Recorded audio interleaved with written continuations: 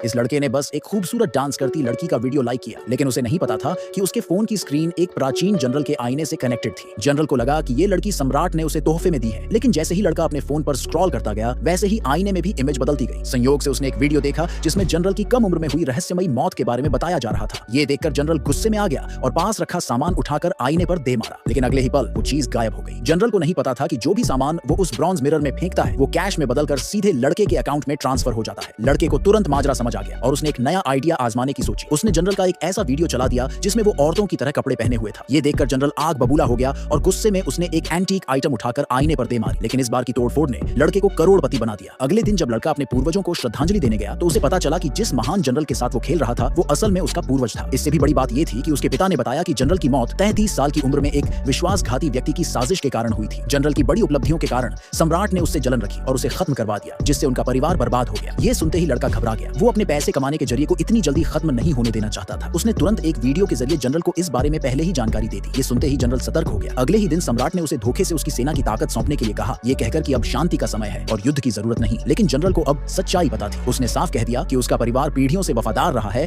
और उसके हाथों में आई हुई सैन्य शक्ति को यूं ही खत्म नहीं किया जा सकता। सम्राट को जनरल की ताकत का अंदाजा था, इसलिए वो उस पर ज्यादा सख्ती नहीं कर सकता था। इसी वजह से उसने जनरल को खुश करने के लिए 10,000 सोने की तीलियां और 4 खूबसूरत लड़कियां इनाम में भेज दी, ताकि सेना में संतुलन बना रहे। जनरल समझ गया कि अगर उसे उस लड़के की चेतावनी नहीं मिलती तो आज उसकी मौत पक्की थी। एहसान चुकाने के लिए उसने सम्राट से मिले सारे इनाम उस लड़के को भिजवा दिए। लड़के ने पहले ही एंटीक चीजों को बेचकर काफी पैसा कमा लिया था, जिससे उसने अपने माता पिता को एक शानदार विला में शिफ्ट कर दिया। वो अपने नए लाइफस्टाइल का मजा ले ही रहा था कि तभी चारों सुंदरियां उसके घर आ गई। उन्हें देखकर लड़का खुश तो बहुत हुआ, लेकिन इससे पहले कि वो एंजॉय कर पाता, उसे उनसे एक चौंकाने वाली खबर मिली। जनरल ने न सिर्फ अपनी सैन्य ताकत बचा ली थी, बल्कि सम्राट को एक तरह से धमकी भी दे दी थी। लड़का समझ गया कि अगर वो अपने पैसे कमाने के जरिए को बचाना चाहता है तो उसे कुछ और करना पड़ेगा। उसने फिर से इतिहास की किताबें पढ़नी शुरू की और पता लगाया कि 10 दिन बाद सम्राट जनरल की हत्या करवाने वाला था और उसके पूरे परिवार का सफाया करने वाला था। इस तबाही को रोकने के लिए लड़के ने तुरंत जनरल को मैसेज भेजा कि सम्राट उसे मारने के लिए एक खास रखेल भेजने वाला है जो उसे जहर देने की कोशिश करेगी। साथ ही लड़के ने उन चारों सुंदरियों से आधुनिक हथियार बनाने की प्रक्रिया लिखवाई